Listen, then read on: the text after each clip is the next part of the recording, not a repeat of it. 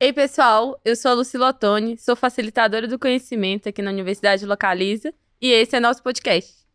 A inclusão faz parte do nosso DNA Sangue Verde, então eu vou iniciar fazendo a minha audiodescrição. Eu sou uma mulher branca, de cabelo médio e loiro, estou vestindo um vestido branco, tenho algumas tatuagens, estou de relógio e estou aqui na nossa sede da Localiza em BH. E se você busca uma fonte de conhecimento para se desenvolver, aqui é o lugar certo. Então vem com a gente nessa temporada de 2023. O tema do nosso episódio de hoje é inovação e visão de futuro sustentável. Eu vou convidar aqui para bater um papo com a gente a Emília Leão e o João Rodarte. Sejam super bem-vindos. Muito obrigada por aceitarem o convite de participar aqui com a gente e podem se apresentar aí para nosso público. Oi, pessoal. Boa tarde. Meu nome é Emília. Hoje eu sou Product Manager aqui na Localiza, dentro do Localiza Labs. Eu sou uma mulher loira, branca, de cabelos médios. Estou vestida com uma calça preta, uma camisa branca e um colete preto por cima. E também estou aqui na Localiza, na nossa matriz. Boa tarde, pessoal. Meu nome é João Rodarte. Estou como diretor de agilidade e transformação aqui na Localiza, também no Localiza Labs, colega da Emília.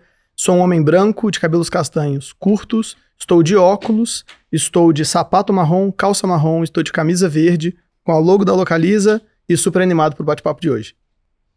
Aqui na Localiza Co, a gente está construindo o futuro da mobilidade sustentável. E aí eu queria entender com vocês o que é inovação para vocês e como que isso nos leva, né, a uma visão de futuro sustentável. Boa, Lu. O que eu acho que é legal, assim, antes de começar, a gente definir um pouquinho o que é inovação pra gente, né? Assim, não pra gente, mas assim, no conceito mesmo.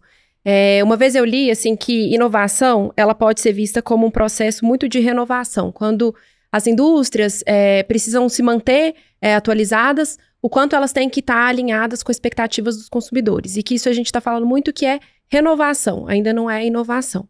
A inovação é quando a gente está falando em saltos maiores, mais consistentes e que levam a gente para um outro patamar, indo além da expectativa dos nossos clientes, dos nossos consumidores, antes mesmo deles pensarem que eles têm aquela necessidade. E isso sim é uma inovação. Mas o que é interessante a gente pensar é que o salto relevante não necessariamente precisa ser uma transformação num grande processo, um novo produto muito disruptivo. Pode ser uma coisa muito mais simples, assim, uma mudança no dia a dia, mas que a gente está transformando aquele dia a dia. Então, um exemplo que eu queria trazer aqui para a gente, pensar juntos, conectando aí um pouquinho de inovação e de sustentabilidade, é como é que a gente lava carros dentro da Localiza, né? É uma atividade super rotineira que acontece todos os dias nas nossas agências e que, alguns anos atrás, a gente fazia ali com água, sabão, alguns outros produtos. E aí, ao longo dos anos, né, mais recente, a gente tem lavado muito mais os nossos carros a seco. Então, é um processo que a gente inovou, né, transformou, mas que é um processo relativamente simples, mas que é fundamental aí para a gente pensar na sustentabilidade e pensar também como é que a gente pode tornar esses processos cada vez melhores. Não, bem legal. E está super conectado também com a maneira como a gente mede inovação na Localiza, né? No Labs, a gente tem alguns indicadores que nos ajudam a entender se a gente está investindo muito, pouco e como é que esse investimento ele se compara com o mercado.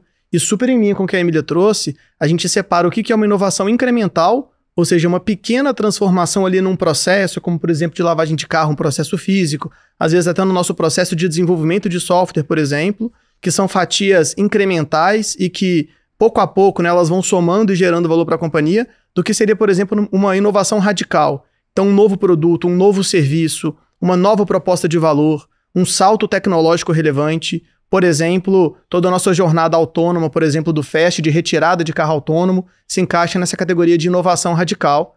Mas seja inovação incremental, seja inovação radical, tem que ser sustentável, né? Tem que conectar com o nosso propósito, com o nosso futuro.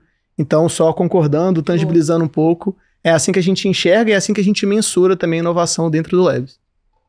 E eu vejo que no dia a dia que isso é uma prioridade, né, para a Localiza, mas o tema sustentabilidade muitas vezes não é assim, uma prioridade competitiva na maioria das empresas. Como que vocês entendem aqui que isso é levado, como as pessoas compreendem no dia a dia? Acho que conectando um pouquinho o tema de inovação como um diferencial competitivo ou como uma estratégia, eu gosto muito de enxergar como uma estratégia.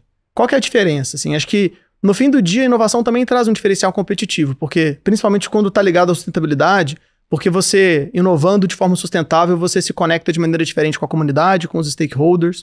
Você também começa a ser percebido e consolidar como sendo uma marca responsável, uma marca ética, que olha também para temas de ESG, né, que é governamentais, ambientais e sociais, e que tem uma agenda corporativa que vai para além dos resultados da companhia. Isso traz um resultado de marca, isso traz um resultado tangível, mas o foco é muito mais no resultado que você colhe da porta para fora. O que você colhe da porta para dentro, o que você faz com foco no resultado da companhia, te traz uma vantagem competitiva. Aquilo que você faz muito mais pela conexão com seus valores, pela conexão com a sua ética e com a sua forma de atuar com responsabilidade de maneira integrada ao ecossistema e de maneira integrada à comunidade, é aquilo que você faz muito mais pelos seus valores e é muito mais uma estratégia e está muito mais conectado com uma visão de longo prazo e com uma visão de marca e com uma visão de comunidade. Então, eu entendo que inovação sustentável traz sim uma vantagem competitiva, mas eu acho que é ainda mais do que isso uma estratégia, uma forma de posicionamento da companhia e está totalmente ligado ao longo prazo, né? Porque a inovação é para o futuro e o futuro está no longo prazo. Então, acho que os benefícios eles não são tão tangíveis, né? Muitas vezes não são tão tangíveis, são benefícios de marca, de relacionamento. Quando você coloca a sustentabilidade no centro da inovação, você começa a se conectar de maneira diferente com a comunidade e colocar a sua marca num patamar diferente, um patamar que é visto pelos seus consumidores e visto pela sociedade como uma marca ética, uma marca que traz algo que vai para além dos seus resultados, né, que quebra um pouco dessa barreira de se importar mais com o acionista do que com todos os stakeholders de forma mais ampla. Mas na minha visão, é muito mais uma visão estratégica do que uma visão que busca unicamente diferencial competitivo, principalmente levando em consideração a sustentabilidade como parte do seu portfólio de inovação. Boa, João. Eu acho que é bem isso. Eu concordo muito com o João, acredito muito no que ele falou. Acho que é uma estratégia, para a Localiza isso é muito claro, né? É muito mais do que gerar valor, é a forma como a gente quer gerar valor. Então, pensando nisso, da sustentabilidade desses resultados também no longo prazo, no impacto na sociedade, né, no impacto pro acionista, mas no impacto como um todo ali, de tudo que a Localiza pode gerar. E eu acredito muito no quanto que a empresa pode contribuir para esse contexto, assim, para a gente melhorar essas métricas e a gente evoluir dentro do contexto de ESG. Acho que a Localiza tem um papel muito importante como uma empresa tão robusta dentro do cenário brasileiro, de manter esses pontos bem alinhados e são bem importantes aí para a gente. A Localiza é uma empresa muito grande e só cresce, né? No último ano a gente passou por uma fusão. Como que vocês enxergam que vocês conseguem, assim, a Localiza consegue levar essa missão, essa cultura para todos os lugares onde a Localiza está, principalmente ali na operação? Lucila, eu acho que a inovação e a cultura da inovação é uma coisa que vai estar muito conectada aos nossos valores e à forma como a gente pratica isso no dia a dia, né? A gente é uma empresa que está espalhada pelo Brasil inteiro, em várias agências, lojas, pontos, né, centros de manutenção, uma operação super difusa e que, para mim, o fio condutor aí dessa inovação é justamente a cultura que a gente quer implementar nesse contexto, né, em cada um desses pontos que a gente está espalhado aí. Então, é uma cultura que vai falar muito de uma tolerância a erro, né? Para a gente inovar, a gente precisa testar e errar, né? Antes da gente conseguir ter aquele sucesso com uma coisa que é super disruptiva, super legal, a gente sabe que a gente vai falhar eventualmente. Mas o quanto que a cultura da companhia é aberta a esse erro, a esse teste, a essa falha, e conseguir capturar os aprendizados depois, né? E acho que isso é super relevante para a gente conseguir ter um ambiente aberto a isso. E um outro ponto que eu vejo muito forte na Localiza também, que, né, logo no início do podcast você comentou, é sobre a diversidade. Quanto mais diverso for o nosso ambiente, mais rico vai ser a contribuição das pessoas. Cada um com uma origem, um histórico diferente, tende a trazer contribuições mais diversas para a gente poder trazer inovações que realmente façam sentido para as pessoas. Então, eu acho que fala muito da diversidade e da parte da cultura, dos nossos valores e de um ambiente propício, né, que seja receptivo ao erro e à falha e que a gente consiga aprender com esses erros. Não, acho que é fantástico o ponto da Emília, e essa questão cultural, ela precisa realmente estar no DNA das pessoas, né? Por exemplo, no nosso quadro de valores está ali a curiosidade. A gente só vai de fato experimentar se a gente for curioso, né? Quem experimentar é uma forma de ver se alguma coisa é verdade ou não, se vai dar certo ou não. Então tem que partir de uma curiosidade, do interesse genuíno de descobrir, de elevar o patamar daquilo que você está fazendo. Eu acho que esses experimentos, eles não podem acontecer também de maneira caótica e desordenada. E é por isso que no Labs a gente tem o nosso modelo de agilidade escalado, que é um modelo que favorece os times a trabalharem em ciclos curtos, a terem ali intervalos menores de entrega. Então, se você erra pequenininho, você aprende muito rápido, você já muda de direção e você já reprioriza o seu backlog com base naquilo que você aprendeu. Acho que a Emília, que está à frente de produto, vive isso muito no dia a dia, né? E eu também, com o chapéu de agilidade, tento trazer um modelo operacional que favoreça isso no dia a dia. Se a gente tem um modelo de trabalho muito tradicional, onde você demanda uma previsibilidade de longuíssimo prazo, exige que todas as tarefas estejam amarradas e estejam perfeitamente sequenciadas no horizonte de 6 meses, 1 ano, muito dificilmente você vai abrir espaço para inovação, porque o plano está posto.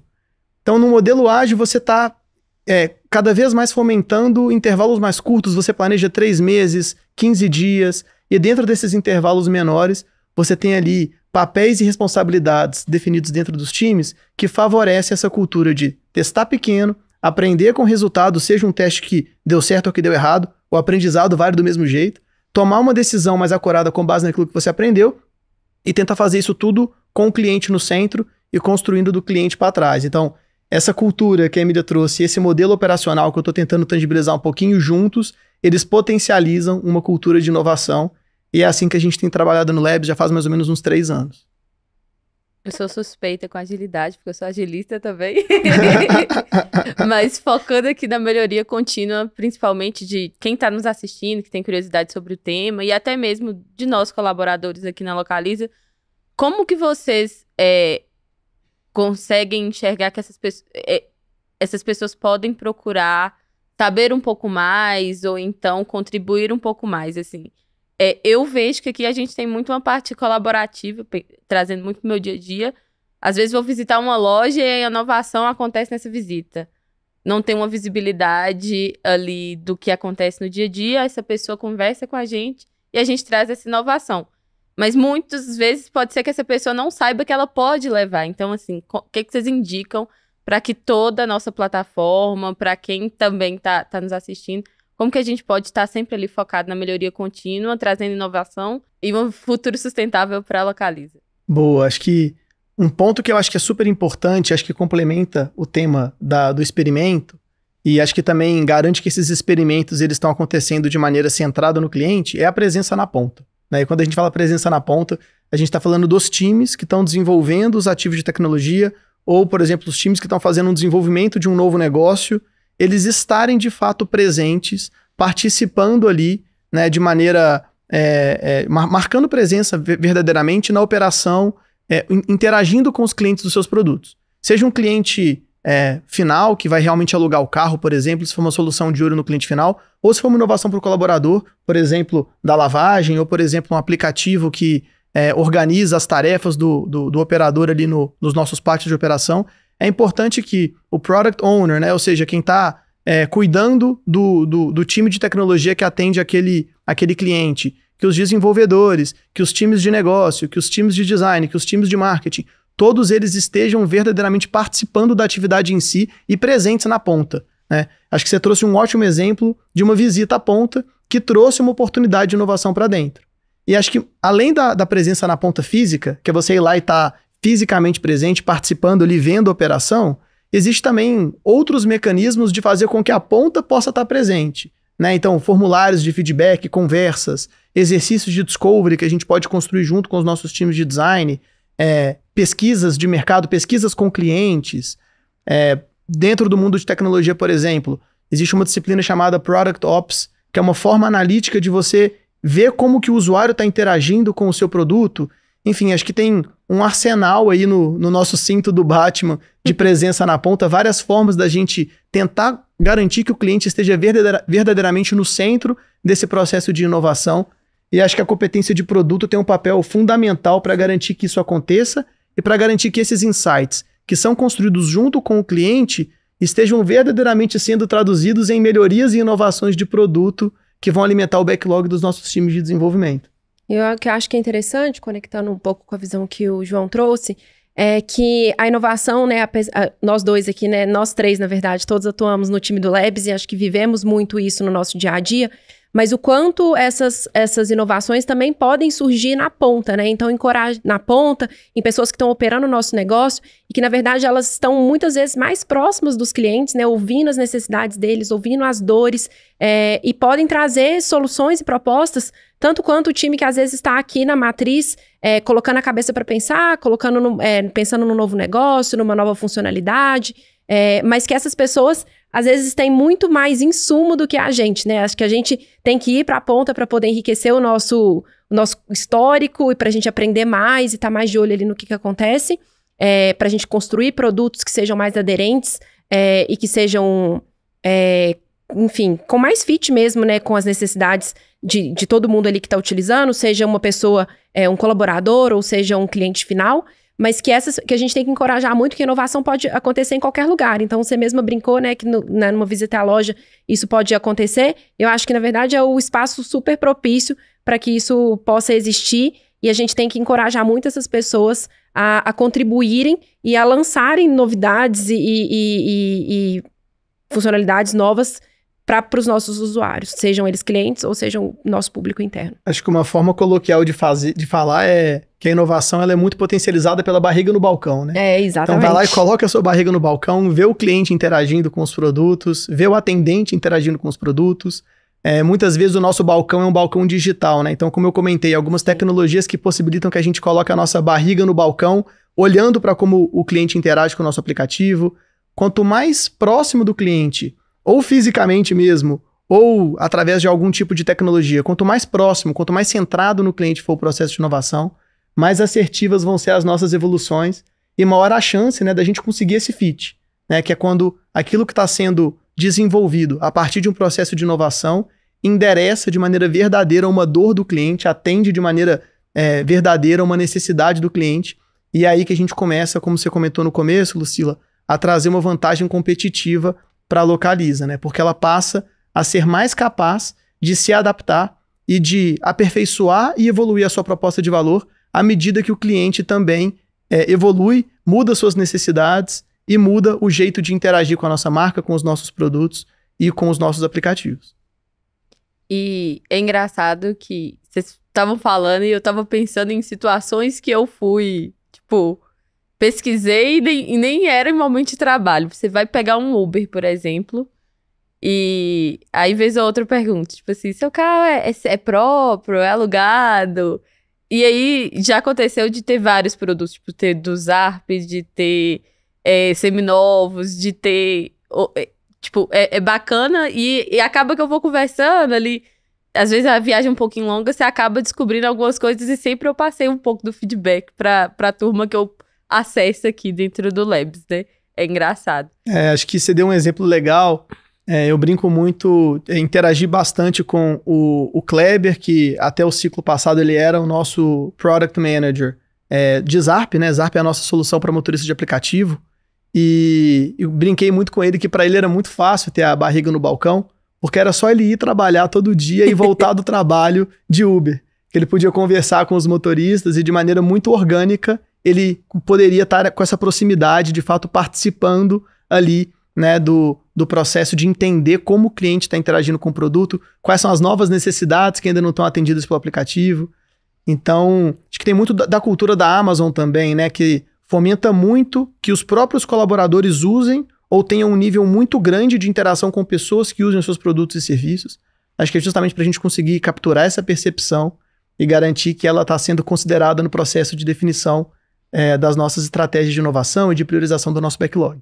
Eu acredito que essa curiosidade seja uma das habilidades essenciais para quem quer inovar, quem quer trazer sustentabilidade para a sua empresa e para o seu local de trabalho. Além da curiosidade, vocês teriam algum outro ponto que vocês acham assim, essencial para quem quer dar o primeiro passo para fazer inovação, para trazer uma cultura sustentável?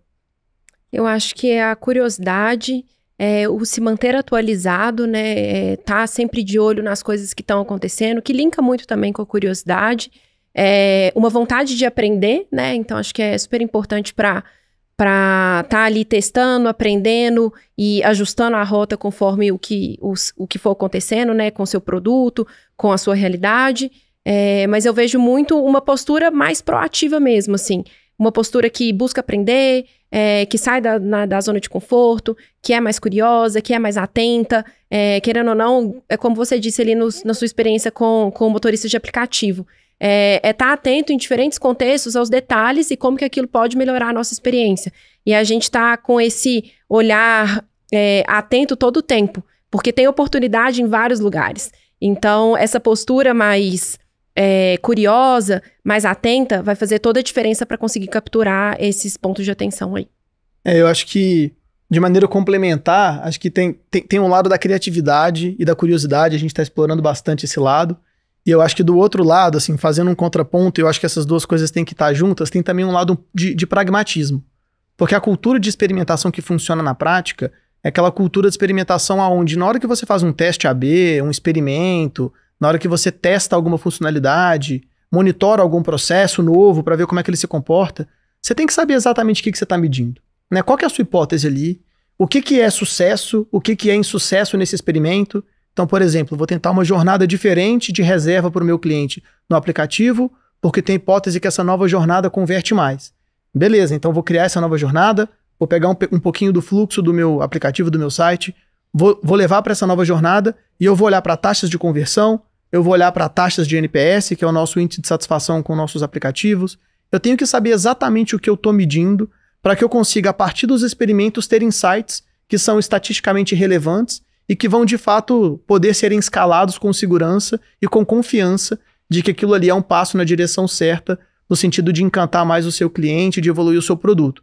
Então, de forma quase que ambidestra, né? A gente brinca muito com ambidestria corporativa. Eu acho que, de um lado, você tem que ter muita criatividade, muita curiosidade, e, por outro, você tem que ter um pouquinho de disciplina e um pouquinho de pragmatismo para conseguir colocar esses experimentos numa esteira de maneira organizada, medindo também o critério de sucesso de cada passo do experimento para você entender o que está funcionando, o que não está funcionando e, com base em dados, não com base em percepção, escalar ou não escalar cada uma das novas funcionalidades com base nos resultados dos experimentos que você vai conduzindo, né? Então, uma cultura de experimentação que, como a Emília trouxe, talvez seja o mais importante viabilizador para um ambiente de inovação, ela só funciona na prática se essa experimentação ela for conduzida de acordo com um modelo pragmático e que seja capaz de medir em cada etapa do processo o que está e o que não está funcionando para que esse experimento possa ser traduzido num insight e esse insight possa ser traduzido numa tomada de decisão de produto, de negócio e que vai de fato endereçar a dor do seu cliente. Essa visão do João é super importante, porque de nada adianta a gente sair também testando e inovando, né, em várias etapas se a gente não sabe aonde a gente quer chegar. Então, a gente ter essa métrica de sucesso aí, ela é essencial para a gente medir se onde a gente planejava chegar, a gente de fato está chegando ou não está, né, conseguindo mensurar o resultado certinho ali, para a gente validar o sucesso ou não e a continuidade, expansão dessa inovação. Então, a visão analítica, ela é, assim, essencial. E eu acho que nesse contexto, adaptação e mudança traz um receio, né? Então, quando você está baseado em dados, não está só no vamos testar e ver no que dá, né? Assim, não, tem dados, a gente tem métricas, a gente tem um objetivo, eu acho que traz as pessoas para o propósito e elas acolhem mais a ideia, né? Porque muitas vezes inovação é sair ali da zona de conforto, falar sobre sustentabilidade é sair da zona de conforto e isso assusta um pouco. Então, eu acho que quando traz essa questão de métricas, dados, o propósito, tá bem entendido por todo mundo, eu acho que flui bem melhor. A Emília já falou um pouco com a gente sobre lavagem a seco, a gente já falou de algumas outras iniciativas aqui de sustentabilidade, inovação. Quais outras ações que a gente tem aqui, tanto para os colaboradores, porque não é só para os clientes, mas tanto interno quanto externamente que a gente faz aqui? Bom, acho que a gente tem muita coisa legal aqui para falar, né, que a gente faz tanto para o público interno, né, que são os nossos colaboradores utilizarem. A gente fala muito de trazer mais produtividade, mais facilidade, um dia a dia mais fluido aí para os nossos colaboradores, nos problemas e nos desafios que eles têm no dia a dia, e também para o nosso cliente final. Na hora que eu falo, pensando assim, de largada no nosso colaborador, Eu vejo alguns processos densos, né, que a gente tem a participação, especialmente aqui de tecnologia, pensando aqui no meu contexto.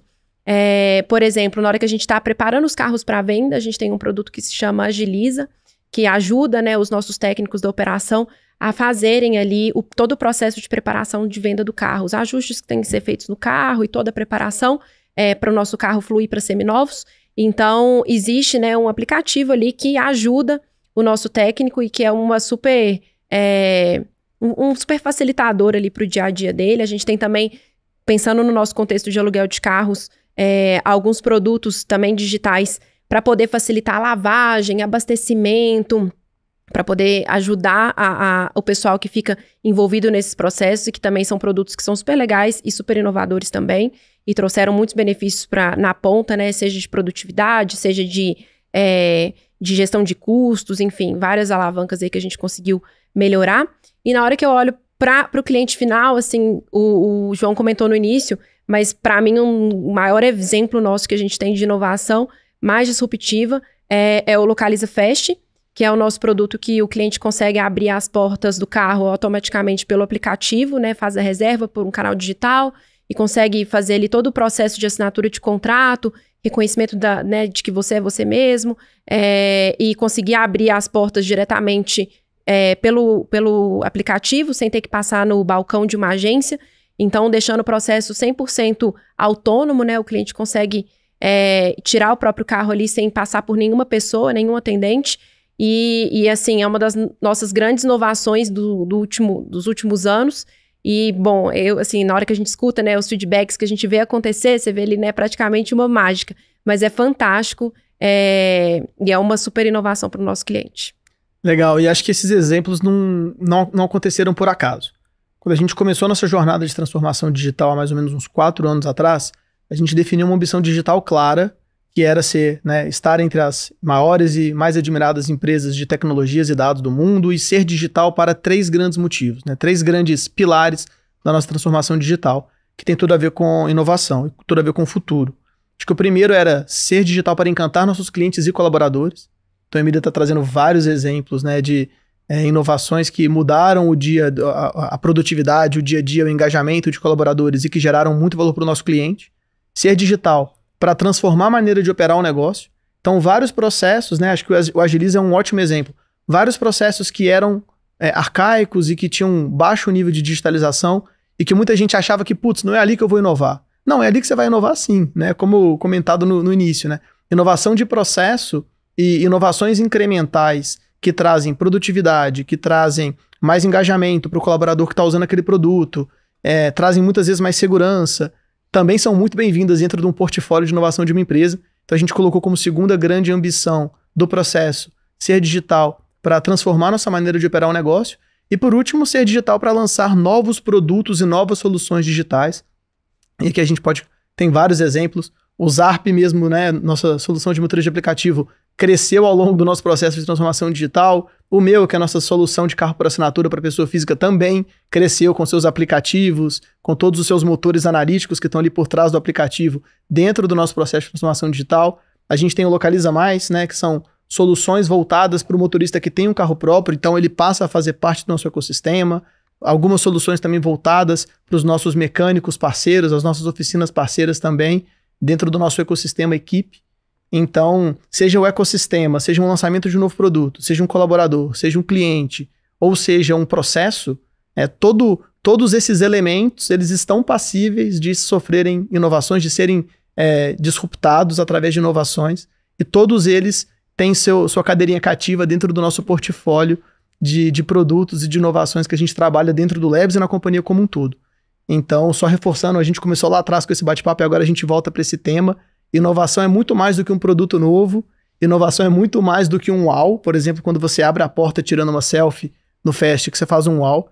Inovação também é o jeito como você evolui e melhora os seus processos e como você busca vantagem competitiva dentro desses pequenos incrementos que de fato mudam, né, de forma agregada, de maneira composta, mudam o patamar de operação da companhia, né? Então, para os clientes, para os colaboradores, para a forma de operar o negócio e para lançar novos produtos e novas soluções para todo o ecossistema. Nesse período que vocês falaram sobre esses lançamentos desses produtos e serviços. Vocês poderiam compartilhar com a gente, assim, quais foram os principais desafios? Porque a gente falou bastante sobre o valor agregado a isso, o retorno que tem, né? Mas qual foram os principais desafios nesse período? Bom, vou começar, você me complementa, que acho que você participou de uma jornada um pouco mais longa e eu vivi muitos desafios nos últimos 2 anos aqui. Acho que tem um desafio muito grande de cultura e de pessoas, no sentido de que um ambiente inovador, como a Emília trouxe lá no começo, ele precisa ter uma dinâmica de trabalho diferente, né? Ele não pode ter uma dinâmica de trabalho que pune o erro, ele não pode ter uma dinâmica de trabalho que exige uma perfeição de um plano de longuíssimo prazo, que quer saber cada passo ao longo dos próximos 2 anos de trajetória. Cara, esquece. Inovação não vai surgir desse ambiente, né? Então, acho que essa parte de gente, de cultura, de modelo operacional é um grande elemento. Tem um grande desafio também de tecnologia. A gente mudou radicalmente a nossa forma de desenvolver novos produtos de tecnologia nos últimos anos. Mas tudo aquilo que a gente desenvolveu há 20 anos atrás, há 30 anos atrás, de acordo com o paradigma do passado de desenvolvimento de software e de tecnologia, ainda existe e a gente ainda tem que dialogar com esse mundo. Então, muitas vezes, para fazer, por exemplo, a porta do carro abrir com uma selfie, a gente precisa mexer num produto antigo que foi construído há décadas atrás, que tem uma arquitetura super antiga, super desatualizada, e isso pode impactar o time to market de novos produtos, isso pode impactar na sua capacidade de colocar na rua novas soluções. Então, toda essa jornada de modernização, que não é só você construir os novos itens modernos, mas você pegar todo o seu passado e modernizar para que você não fique preso nessas amarras tecnológicas das décadas anteriores, isso também é um desafio muito, muito grande. E colocaria aqui como um terceiro ponto, que também é super desafiador, é justamente conciliar um pouco desse pragmatismo com essa criatividade, né? Acho que times que são muito pragmáticos têm uma dificuldade de serem criativos. Então, se você define o experimento, ele consegue executar aquele experimento muito bem, mas ele tem pouca criatividade, não é um time que tem tanta facilidade de explorar. Um time que é muito, muito criativo, muitas vezes ele tem dificuldade de ser pragmático.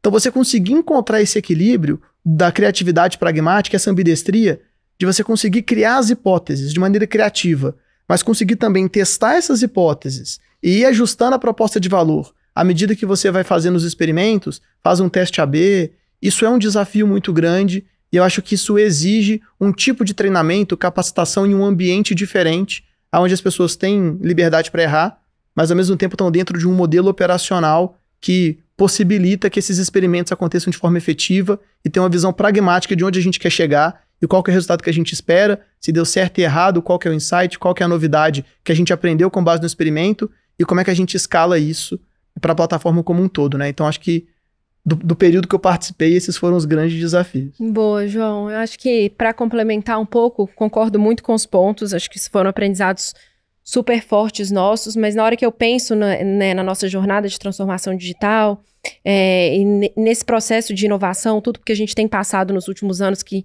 acelerou muito desde a pandemia, a gente pensa muito no desafio, o quanto que esse processo de transformação cultural, muito mais do que sobre processos, é sobre pessoas, né? Então, como é que as pessoas de toda a companhia recebem essa nova forma de trabalhar? Que ela é muito mais, ela é ágil no sentido, né, não só de metodologia, né, do que a gente fala, mas também um mundo muito mais dinâmico, com novas necessidades, e que a gente tem muito mais, na hora que a gente fala dessa cultura de testar, falhar, aprender e tudo mais, de quanto que a gente está, de fato, receptivo e aberto a produtos que nem sempre estão completamente redondinhos, né, para a gente lançar. Então, acho que a gente tem muito a aprender ainda em relação a lançamento de MVPs, né? O que são MVPs? São produtos mínimos viáveis, né? E são o mínimo ali que eu tenho para lançar e coletar alguns feedbacks para ver se eu estou realmente no caminho correto ou não. E, eventualmente, por ser uma empresa muito grande e que a gente tem uma reputação a zelar, né? Acho que a gente tem que ficar muito atento a como que a gente trabalha esses MVPs de forma que a gente consiga validar essas hipóteses, que a gente tenha uma cultura de teste, mas que a gente também não arrisque nenhum movimento muito brusco que possa comprometer a gente, né? Em questão de reputação, de imagem e todos esses pontos. Então, acho que a gente precisa entender melhor, né, cada vez melhor esse contexto e de que forma, até onde a gente pode testar, até onde a gente não pode arriscar tanto. E acho que esse é um aprendizado bem legal também. Acho que muito legal escutar a Emília falando e como é que a ótica de produto agrega nessa discussão, né? Recentemente, criou-se um novo paradigma do produto mínimo amável e não do produto mínimo viável, justamente para garantir que esse produto ele consiga, de fato, né, sobreviver e preservar a reputação e, de fato, trazer satisfação para o cliente.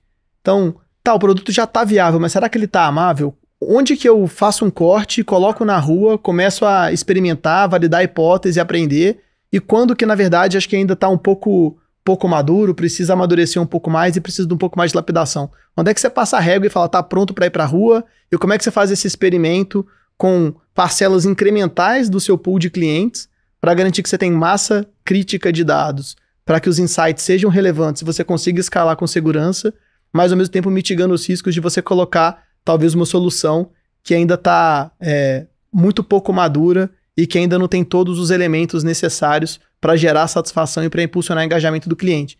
Então, essa equação, essa ambidestria, né, de prezar pela reputação, mas ao mesmo tempo ter uma veia forte de experimentação, é algo que não tem uma resposta certa de qual que é o equilíbrio perfeito, mas a gente tem aprendido bastante, a gente tem lapidado essa equação, e eu sinto que é algo que também que o mercado está aprendendo a fazer, inclusive lançando novas terminologias, como o produto mínimo amável, por exemplo, e criando novos paradigmas de release, de go-to-market para soluções, para tentar equilibrar esses dois lados, né? Por um lado, eu encanto meu cliente há muito tempo, não quero colocar uma solução crua que ele vai se assustar e falar, putz, isso aí não tá com cara de localiza. Ao mesmo tempo, também eu não posso deixar para soltar só quando o diamante estiver lapidado, até porque a gente vai lapidar esse diamante junto com o cliente. Então, sem ele participar, sem ele interagir, a gente não consegue encontrar a fórmula certa para aquele produto. Essa é uma equação difícil, delicada, perfeito, que eu acho que é um grande desafio. Então, pessoal, a gente está chegando ao fim do nosso bate-papo. Eu queria agradecer vocês por estarem aqui conosco. Foi muito bacana e queria pedir para vocês deixarem uma dica, uma mensagem final para o pessoal que está nos assistindo. Primeiro eu queria agradecer, né? Foi ótimo o nosso bate-papo. Eu queria deixar uma sugestão de leitura para o pessoal. O João trouxe um pouco para a gente sobre a questão do equilíbrio entre né, ser uma pessoa muito pragmática e a criatividade. Eu fiz um MBA recentemente e nas aulas sobre inovação, sobre criatividade, uma parte do conteúdo era sobre neurociência, que é o quanto a gente nasce crianças super criativas, super abertas, com a cabeça cheia de ideias e que ao longo dos anos a gente vai podando, né, e tornando um adulto um pouco mais formatado, de acordo, né, com o que a sociedade, né, vai moldando a gente. E que o quanto isso vai atrapalhando a gente, deixando a gente cada vez menos criativo. E que, na verdade, criatividade é uma técnica, né? É uma coisa que a gente aprender a inovar, aprender a ter ideias novas e nesse caminho, é uma coisa que a gente pode aprender, mas que está muito conectado também à forma como a gente doutrina e ensina o nosso cérebro a caminhar. Então, é um livro de uma professora que deu aula lá pra gente. Ela se chama Solange Mata Machado. O livro chama Desconstruir o Mindset e Construindo a Inovação. Então, ele fala muito disso, como que a neurociência, como que esses comportamentos que a gente tem lá quando a gente é criança podem permanecer depois quando a gente é adulto para fomentar a inovação, para fomentar pensamentos críticos, para fomentar ideias novas e podem ajudar a gente nesse caminho. Então, acho que é uma dica legal aí pra gente sair um pouquinho de um mundo tão pragmático e tentar equilibrar um pouquinho mais com a criatividade. Que legal. Confesso que eu não conheço, mas me remeteu muito à palestra que a gente assistiu juntos do Murilo Gun, onde ele falava que, né, quando a gente é criança, a gente já nasce expert em criatividade e a gente vai perdendo essa capacidade, né? Esse mundo que vai forçando um pragmatismo cada vez mais exagerado e a gente perde a capacidade de inovar. Então, vou dar uma lida, achei bem legal. Acho que como dica final, eu diria, experimentem muito, mas experimentem pequeno. Não faz muito sentido a gente querer experimentar tudo ao mesmo tempo e nem a gente fazer experimentos grandes demais. Quando você experimenta pequeno, você erra pequeno. E aí o aprendizado, ele vale mais do que o erro. Você aprende um monte e você erra um pouquinho. E quando a companhia começa a perceber o valor acumulado desses aprendizados e que os experimentos não estão sendo feitos à toa, né? Que esses aprendizados estão informando melhores decisões de negócio, melhores decisões de produto, e os próximos experimentos vão sendo mais assertivos e cada vez menores, para que a gente consiga testar pequenininho, errar pequenininho, corrigir a rota rápido, e na hora que a gente acertar, a gente escala. Eu acho que a gente consegue, de fato, mostrando 1, 2, 3 histórias de sucesso para a companhia que foram obtidas a partir desse viés incessante de experimentação, a transformação cultural que vem a partir dali é muito grande, né? As pessoas começam a confiar no processo. Então, eu diria para experimentarem muito, mas experimentarem pequeno, errarem pequeno, mudarem de direção rápido e, quando acertarem, escalarem rápido. Acho que talvez essa seja a melhor dinâmica para a gente conseguir, cada um dentro do seu domínio, cada um dentro do seu quadradinho, colocar um pouco em prática do que a gente vem falando aqui hoje. Muito obrigada. Já anotei aqui mentalmente o nome do livro, vou ler, e também a dica aí do João foi super importante. Para o público que está nos assistindo, a gente finaliza aqui esse bate-papo super bacana. Vocês podem nos escutar ou nos assistir tanto no YouTube ou no Spotify ou outras plataformas de streaming. Basta procurar a Universidade Localiza que você vai encontrar a gente. Muito obrigada. Muito obrigada por vocês também participarem. Obrigada, Lucila. Foi ótimo. Tchau, tchau. Tchau, tchau. Até o próximo episódio.